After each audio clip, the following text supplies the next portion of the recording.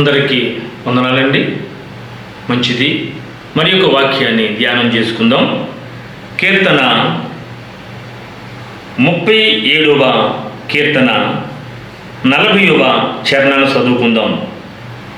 యెహోవా వారికి సహాయుడై వారిని రక్షించును. ఆయన భక్తిహీనుల చేతిలో నుండి వారిని విడిపించును.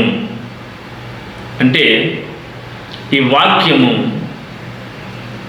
ధ్యానించే ముందు నీ జీవితము రక్షణ కావాలని ఆశపడుతూ ఉంటే, ప్రభువుకి నీ హృదయాన్ని ఇవ్వకుండా నాకు రక్షణ కావాలి అంటే దొరకదమ్మా బాబు. నీకు రక్షణ కావాలంటే ఇక్కడ ఆయన చెప్తున్నాడు, యెహోవా వానికి సహాయుడై వారిని రక్షించును. అంటే నువ్వు దేవుని మాట వినాలి. దేవుని మాట వింటే ఆయన నిన్ను రక్షించుకుంటాడు. చిన్న ఉదాహరణ ఏంటంటే, ఒక గొర్రెల కాపరి తన గొర్రెలను తోలుకొని అరణ్యానికి తీసుకుని వెళ్ళాడు. అయితే ఒక మంచి పచ్చిక కలిగినటువంటి స్థలంలో ఈ కాపరి ఆ గొర్రెల్ని మేపుతూ ఉన్నాడు.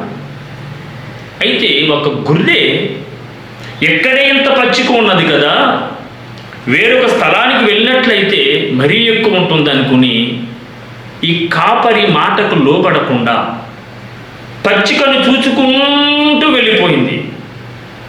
ఈ పచ్చికనే చూస్తుంది కానీ ఎదర ఉన్న గుంటను చూడలేదు.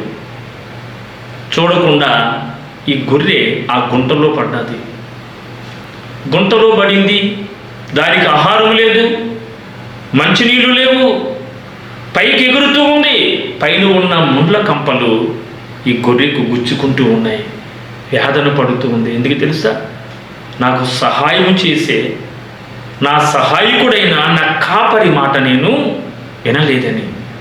సాయంత్రం అయిపోయింది. ఈ కాపరి గొర్రెలన్నింటినీ కూడా లెక్క పెట్టుకున్నాడు. ఒక గొర్రె తక్కువ వస్తుంది.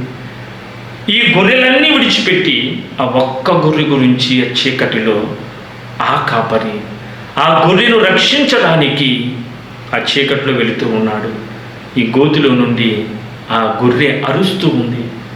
అప్పుడు అక్కడికి ఆ కాపరి వెళ్ళి రక్తము కారుతున్నటువంటి ఆ గొర్రెను చూసి బాధపడి ఆ ముండ్ల కంపలలో నుంచి తన చేయి పెట్టినప్పుడు ఆ ముండ్లు ఆ కాపరి యొక్క చేతికి ఎప్పుడైతే మరి గుచ్చుకున్నాయో, రక్తము కారి ఆ గొర్రె మీద పడినప్పుడు ఆ గొర్రె ఎంతగానో బాధపడి, నేను బాధపడిందే కాకుండా నా కాపరిని కూడా నేను బాధ పెట్టాను అనేసండి ఆ గొర్రె కన్నీరు కార్చింది. ఈ వాక్యం వింటున్న దేవుని బిడ్డ, నిన్ను రక్షించడానికి ఆయన నీకు న్యాయకర్తగా ఉండాలి. అలా ఎప్పుడైతే ఉన్నాడో ఆయన అంటున్నాడు, వారు యెహోవా శరణజొచ్చి ఉన్నారు కనుక ఆయన భక్తిహీనుల చేతిలో నుండి వారిని విడిపించుచున్నాడు. కాబట్టి లోకమనే భక్తిహీనుల చేతిలో నుంచి నువ్వు విడిపింపబడాలంటే కాపరి మాట వింటే నీకు ధన్యత, నీ కుటుంబానికి ధన్యత. అటువంటి కృపా కాపుదల ఆ దేవాది దేవుడు మీకు, నాకు, మనందరికీ దయచేయును గాక. ఆమేన్. అందరికీ వందనాలండి.